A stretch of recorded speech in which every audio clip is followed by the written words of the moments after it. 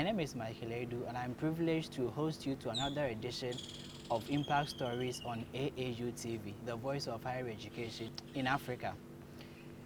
This is the program on which we celebrate academic excellence, and powered by the Association of African Universities.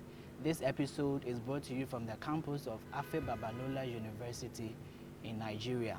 Before I tell you whose academic laurels we have on our radar screen today, let's look at this. Afe Babalola University has a tradition of rewarding excellence among its students.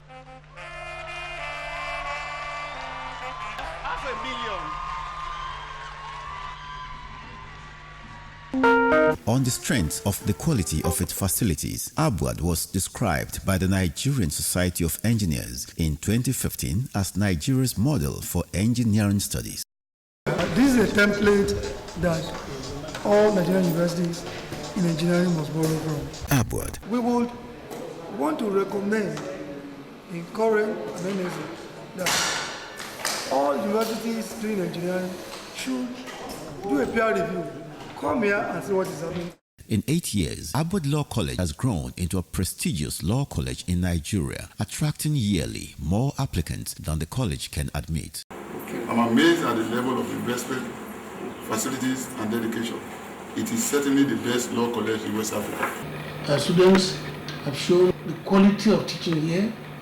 The second set, we had 2 in first class and 28 in second upper in law school, which is monumental achievement. Welcome back. Let me also remind you that this episode can be watched from our website, from our Facebook and YouTube channels at Association of African Universities. And today on Impact Stories, we are celebrating the academic excellence of the Provost of Medicine and Health Sciences at Afe Babalola University in Nigeria. His name is Professor Joseph Olurotimi Sanya. Welcome to the show, Prof. Thank you, my brother. Prof, could you, in a minute, run us through your basic education? All right. I started primary school sometime 1962 at about the age of 6 years. And by 1967, I left primary school. There was a break of about 6 years again, in which I had to go and learn barbing. I became a barber. But even at primary school? After leaving primary school, okay, I went to learn barbing. I became a professional barber until 1973, when I went back to school, to the secondary school. Fortunately, I was able to make secondary school, which ordinarily ought to have lasted 5 years. I was able to make that in 3.5 years, because I had double promotions, and I came out with grade 1 with distinction. That was 1976. Then I proceeded to the University of Lagos to study medicine. I ended up studying microbiology there until 1978, when I moved to University of Calabar, because it was actually medicine I wanted to study. I had to leave Lagos to the University of Calabar in 1978. Prof, even before you go to the University of Calabar, yeah, you mentioned that your first degree was in microbiology. No, I didn't actually complete it there. Okay. I stayed about 2 years. I was in 200 level when I got admission to study medicine. So I had to quit microbiology. Wow. And then, because medicine was my passion, okay, medicine was my ambition, I had to let go. What was your motivation? Well, I come from a family of... what? You said medicine was your passion, what you wanted to do. What's motivated you to want to That's read what my father was a traditional medicine man. Okay. Was taking care of people, and of course I grew up side by side with him, I was assisting him. I developed the love and the passion to care for people, because our house was always teeming with people who are seeking help. Though he was a natural doctor, not an orthodox one, but people were really being helped by his experience in those areas. So I grew up as more or less an apprentice doctor, so to speak. So by the time I came to, I was at Ado-Ekiti University, I did not even have any other option but medicine. That's coupled with the fact that I loved the sciences very much. I made A1 in all the sciences, physics, biology, chemistry. I made A1 in all of them. So you can see that, and in those days, people with that type of stuff are not expected to study anything other than professional courses. So was there somebody that you were looking up to then? Well, I will not really say I was looking up to anybody to study medicine. It was just a natural law. Except my dad that I told you about, I didn't have any role model, so to speak, except my dad. But it was a natural something. Even when I was a child, when we were playing, I was always given the role of doctor. You know, when children play in the dust, as people say, sometimes it reflects what you will be in future.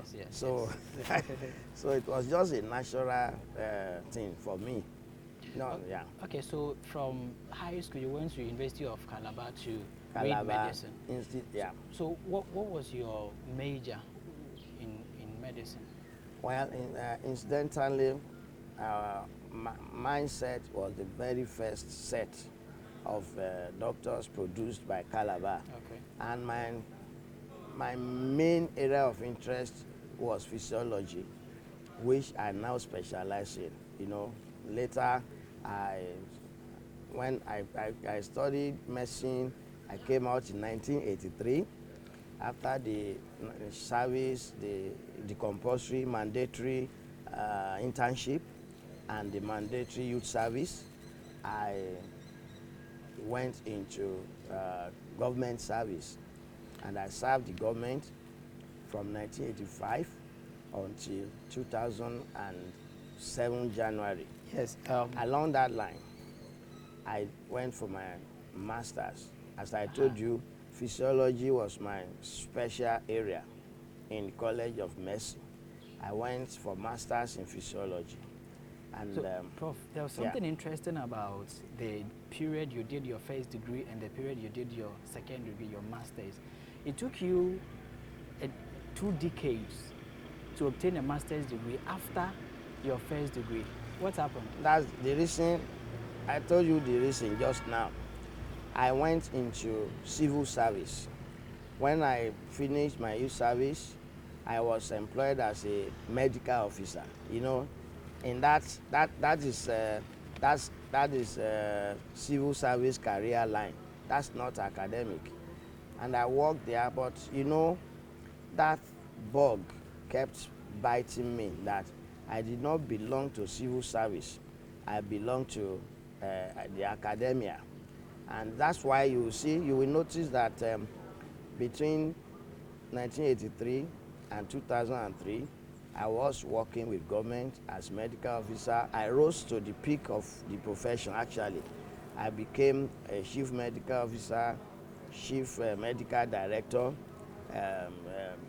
CMD, chief medical director, during those periods. But the academic side of me refused to let go. And therefore, I went, even as a medical officer, I went for master's in physiology. And it took me just less than 2 years. So it wasn't actually that I was doing it for 20 years. It was, I enrolled in 2001 August, and by 2003 October, I was done. And what my interest you also is that in order to move fully into academics, I decided to retire voluntarily in 2007. It was the very week my retirement started that I went for my PhD. So Okay. I did PhD as a retired civil servant. So, I see. and I did that about 3 years again in the same physiology, human Human physiology. physiology. And so by the time I finished my PhD in 2010, this place was on ground. This university was newly built then. You know, the activities here commenced in 2010. So it was like there was a hand guiding me that there's a place you are going to work at. Go and get the necessary degrees.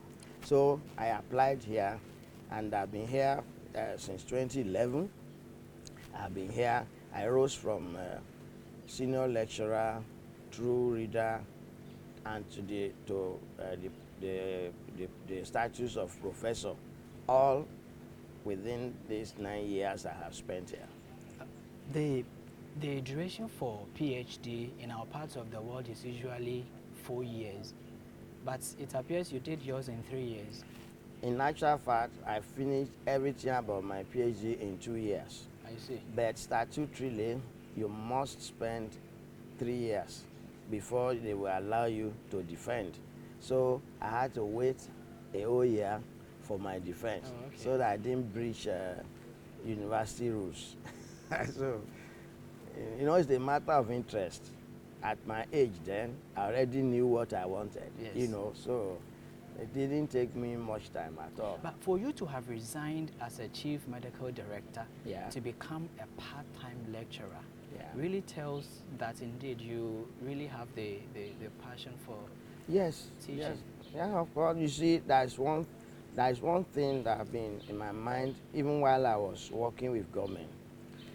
I believe we should train the next generation of doctors coming after us. You see, a lot of doctors, they want to specialize in surgery, in O&G, and so on and so forth.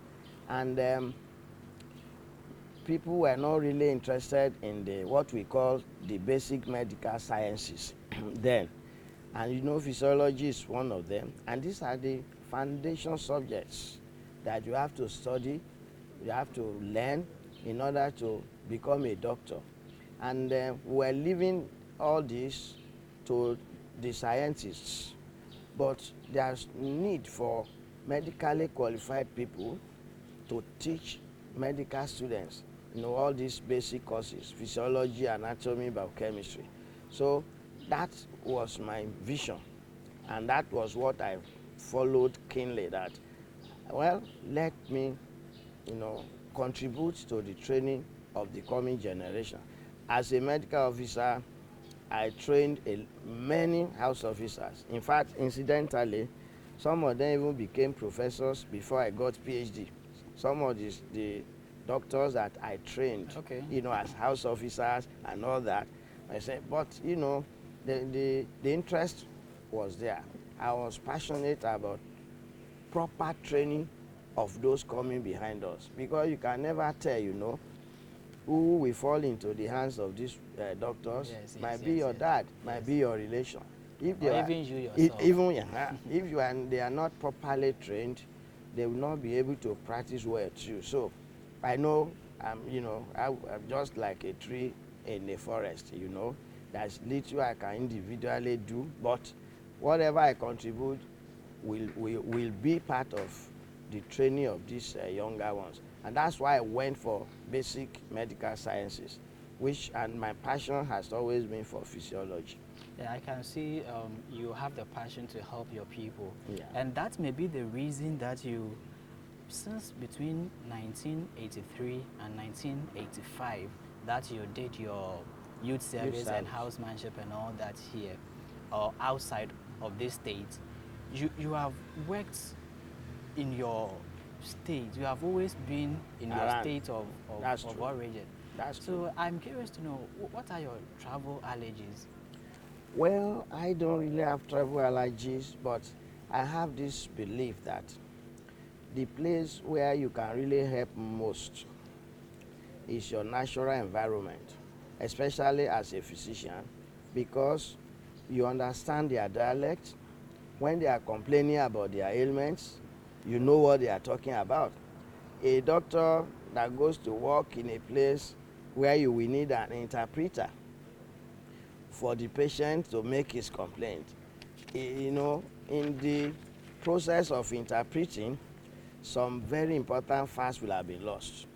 So when my patients come, I speak the dialect, to them. We are able to interact. I know that I understand what they are really feeling. Able to give the details. I'm able to help them most. And then also this idea of going out and you become a second-class citizen in another country, when God has given you your own country, I always believe that I would not be a Nigerian if God had decided otherwise. So why should I go and be second-hand citizen in another nation? So, and I can assure you also that the place you are most appreciated is your home. Is among your people. In fact, even if they don't appreciate you, you know you are doing it for people, your own people. You understand? So, like you rightly said, from the day one, I've worked within my state. Of course, I do go out to places, but I always come back. I've traveled out, I always come back because I believe the people need my services. Okay, Prof, we will take a break here. When you come back, you're going to run us through your academic career, how it started, the experiences you've had, the mistakes you've made, and the corrections you've made, and all that. So, viewers, we take a break here. When we come back, we will still be celebrating the academic excellence of Professor Joseph Olurotimi Sanya. Stay tuned. Afe Babalola University has a tradition of rewarding excellence among its students.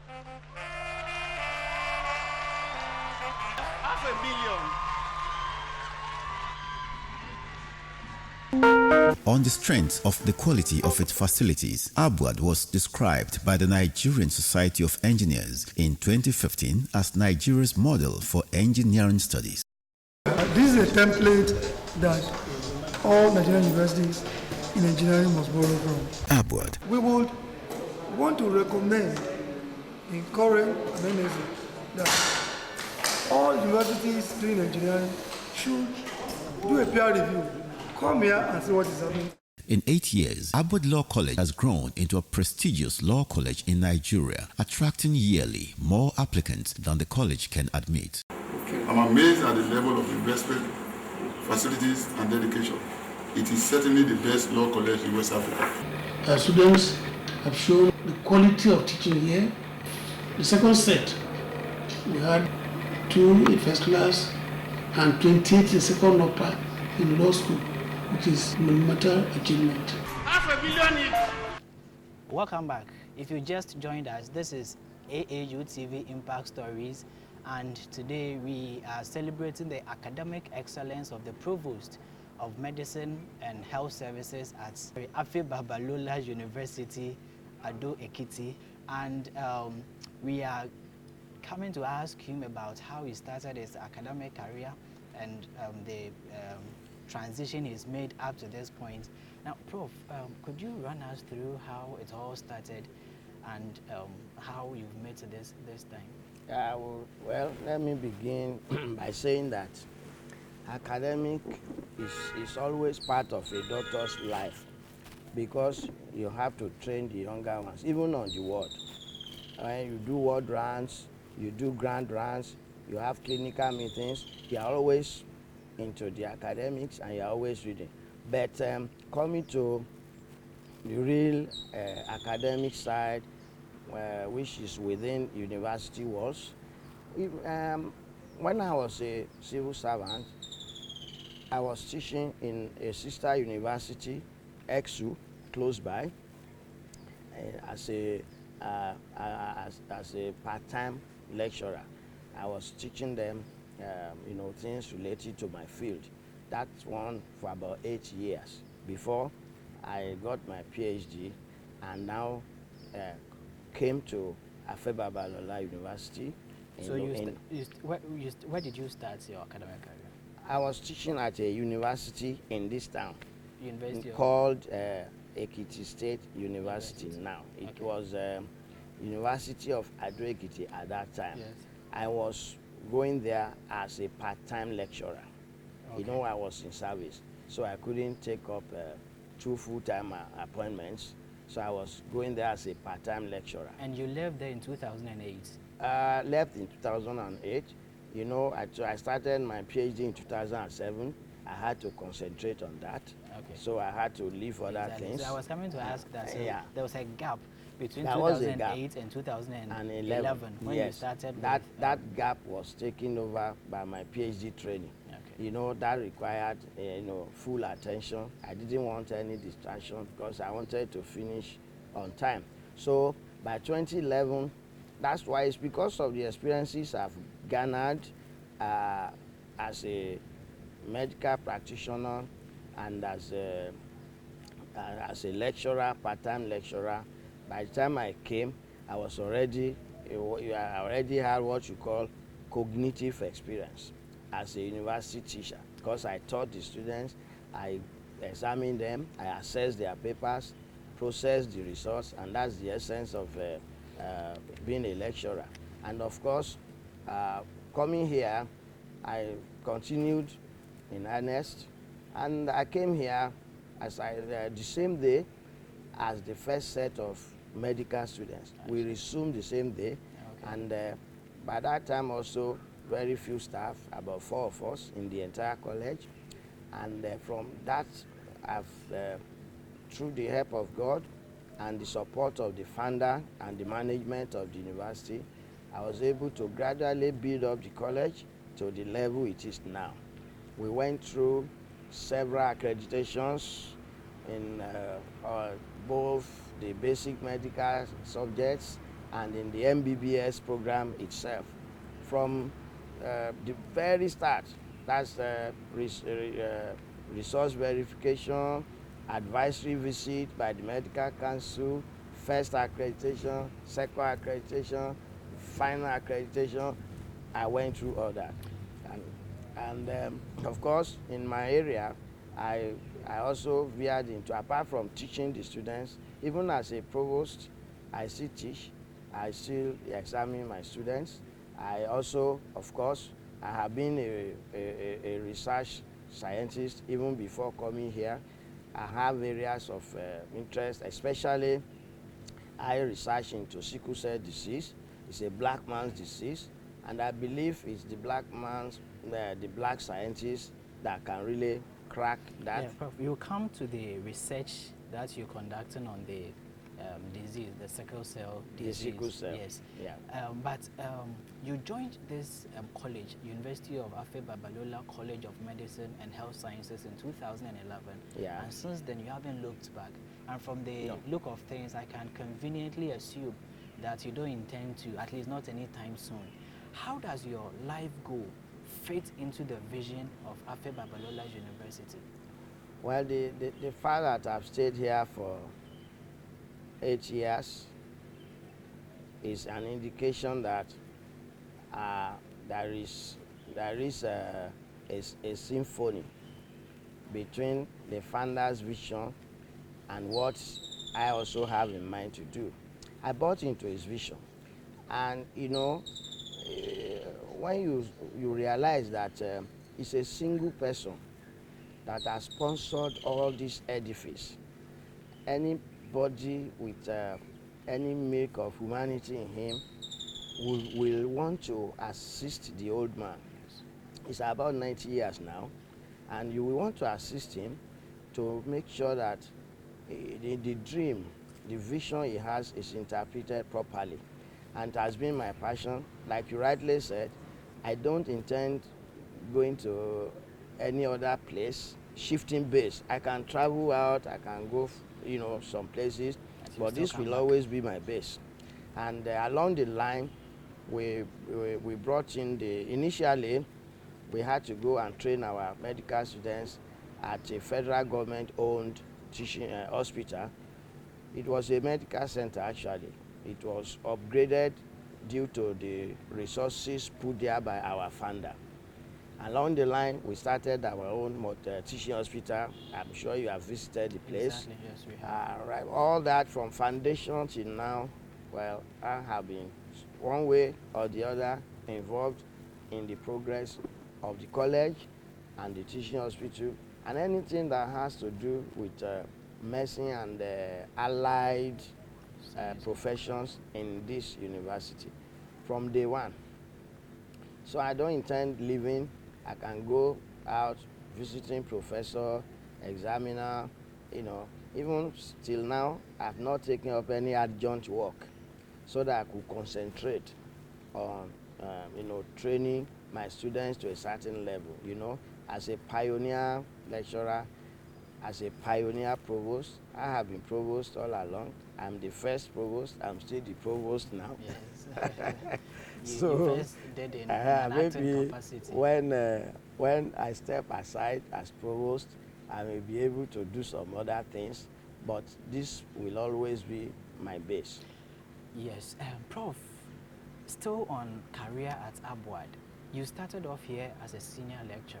Yeah. You then rose to the position of a reader or Yeah. an associate professor, Yeah. and then later to full-fledged professor, all in 3 years. How was that? Well, I've already done the academic work. I've already prepared myself for academic life here, even before I came. When I came, it was just that you could not make somebody who is just coming newly a professor, you know, okay, when he was not even a reader before. So I had to mark some time so that I could go through due process. You understand? That's why it appeared as if within 3 years I became a professor. At the time I came, I was actually qualified to be appointed a professor, but I had to go through those levels, and that's why it is like that way. Prof, before you became the substantive provost of this college, you were in an acting capacity. Yes. Could you run us through the transition? Well, the transition is a simple matter. Until you are a professor, you can only be an acting provost. So the transition came when I became professor. I became a substantive provost. So that is the rule. If you are not a professor, you take up a post, you are acting. If you are below the rank of senior lecturer, you are just a coordinator. So that's the nomenclature. So between when senior lecturer, reader, you are an acting. When you become a professor, then the acting will be removed. You are now substantive. That is, so it's a matter of ranking and nomenclature. Okay. Under your leadership as the provost of this college, you have chalked so many achievements. What particular leadership skills do you employ to be able to, accomplish all these? My style is to just be myself and realize that no matter what I become, first and foremost, I'm just flesh and blood. So I bring myself to the level of my staff and my students, and I relate with everybody at his own level.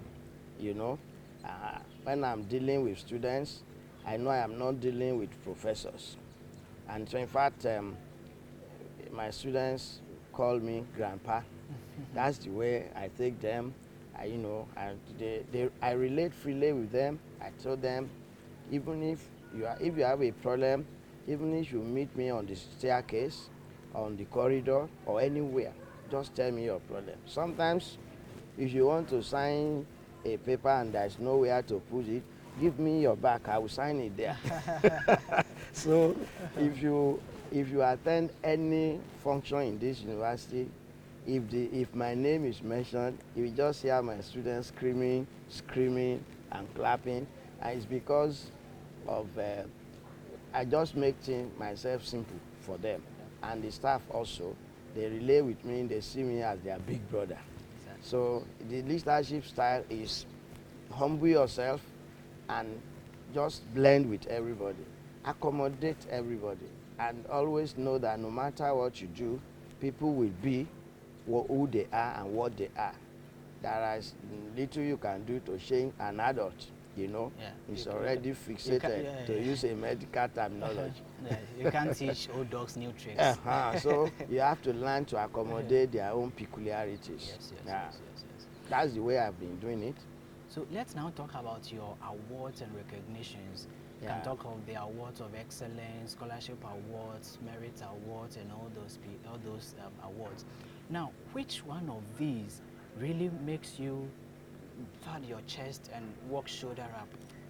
Well, for the numerous awards that I won, the one that is was given me by the President of the Federal Republic of Nigeria, and that is the National Productivity Order of Merit. It's the equivalent of National Merit Award in any country. That's the, you know, that means you have reached the peak of your career, and that was given me in 2012 by the President of Nigeria then, and that was because of my exploits in the sickle cell research, which I told you about, Yes. and also in applying local solutions to issues. You know, like you have a baby that needs an incubator, you can't find, I will improvise, getting some bulbs to keep the baby warm. I was doing all that as a career officer, and constructing phototherapy units myself, because the ones we were importing were not available. And then I don't know if you have heard of exchange blood transfusion. There's usually a kit that we import from abroad. When that disappeared, I improvised using NG tube, ordinary NG tube, to do exchange blood transfusion. All those things added together made my state government to recommend me for that National Merit Award. I also value the award given to me by my state. The Ekiti state government is called a State Merit Award and Honors Roll. If you go to the government office today in my state capital here, you will see my picture and my name there in the Hall of Fame. Exactly. You know, and so this really made me you know, excited. And then sometimes you are very popular outside, but your people don't know you at the grassroots.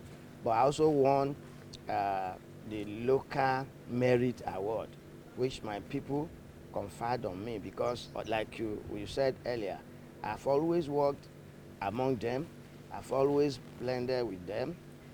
They know I even have programs on radio in which I speak the dialect, not English. What's that? Yoruba? Is it Yoruba? Ekiti dialect. Ekiti, oh, okay. Ekiti dialect. Yeah, yeah. So yeah. So you have so many publications to your credit. Yeah. About 3 dozens. We can't talk about all of them. Yeah. So which one is your favorite? The favorite ones, of course, are the ones relating to my research into sickle cell disease, as I told you.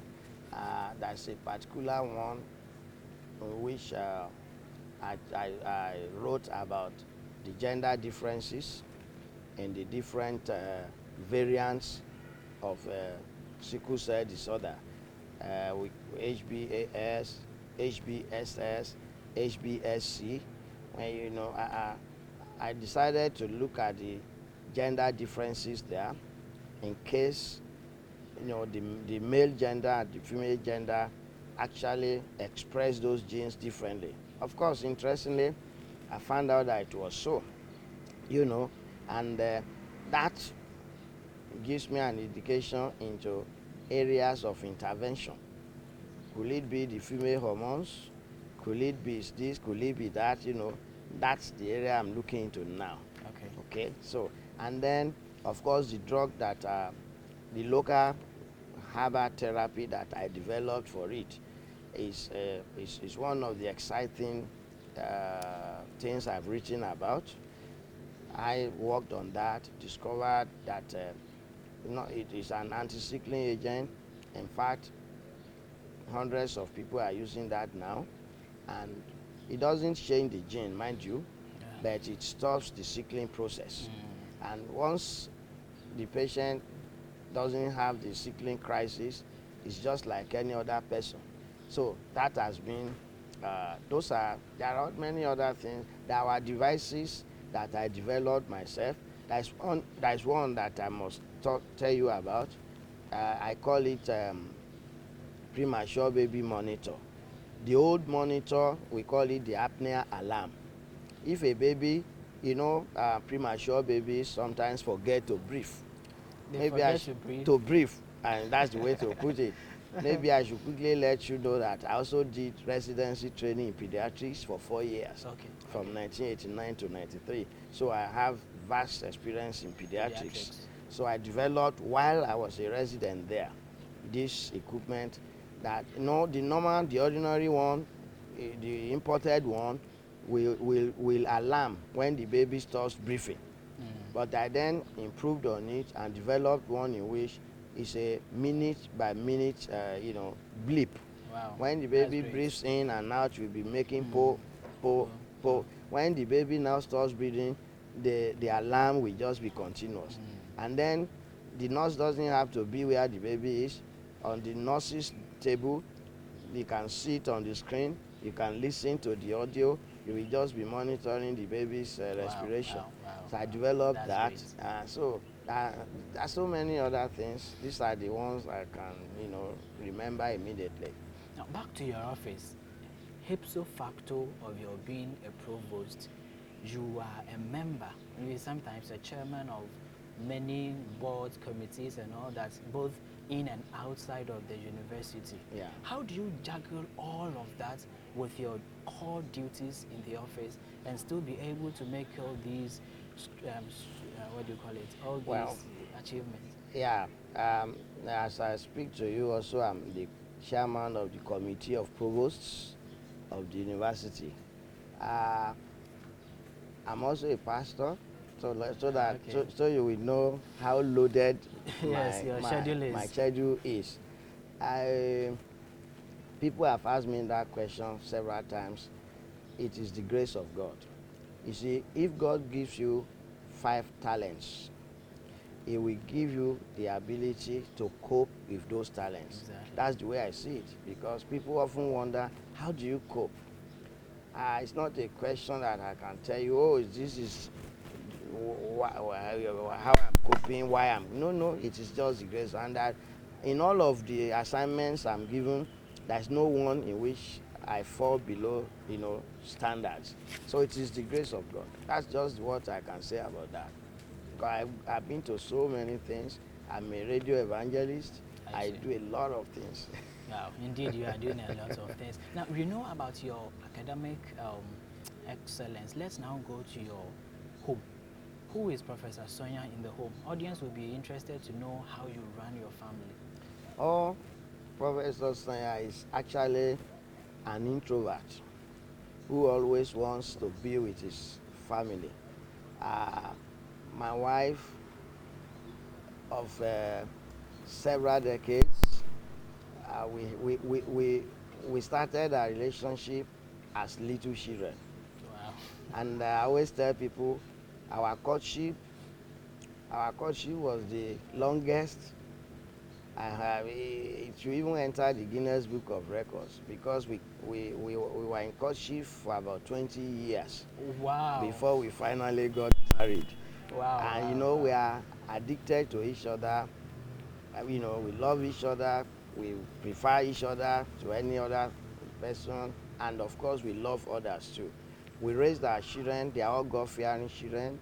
They are all our last born is one of the doctors, first sort of doctors that graduated from this university last year. So all my children are graduates. How many are they? Postgraduate. We have 3 boys and 1 girl. Great. They are all graduates and postgraduates. So it's a happy family, and I hope by God's grace we'll keep it so. So, Prof, you'll be 63 next month, right? In July, I'm in June, yes. Yeah. You're right. And you look younger than 49-year-old man that I know. What do you do during your leisure, and what particularly makes you physically strong and intellectually active? Yeah, let me tell you this. One of the secrets is that I'm a child of God. You understand? And being a believer in God, a Christian, that takes away a lot of harmful things from me. You know, I'll order my life, order my sex. I don't smoke, I don't drink, I don't do those things that people of my age do. That's number one. Number two, the assignments that I engage in actually exercise me a lot. Okay. You could see that my office is in the last floor, and there is no elevator. You know, I move up and down several times a day. I always tell people I don't need to go to any gym because I'm already exercised every minute of the day. So this and then of course I go to my church. I founded a church, and I'm the senior pastor there. I preach about 3 days in a week. After leaving work, I go to the church. I preach. I've been a radio evangelist for more than 20 years now. You know, all this exercise me both physically and spiritually. So if you say I look younger than my age, I give the glory to God Almighty. Yeah, let's go to other facets of life. You're coming to talk about your religious belief, but it appears you've mentioned a lot. So let's skip that one for your political orientation, your favorite food, your favorite music, your favorite sports, and all that. Yeah, well, if people often say you cannot say you are apolitical, because one way or the other we are all politicians, but I do not have a partisan political affiliation. I don't belong to any political party. Of all the almost 100 we have in Nigeria, I'm neutral. I believe in supporting whichever government God chooses to put there, because I know the scripture very well.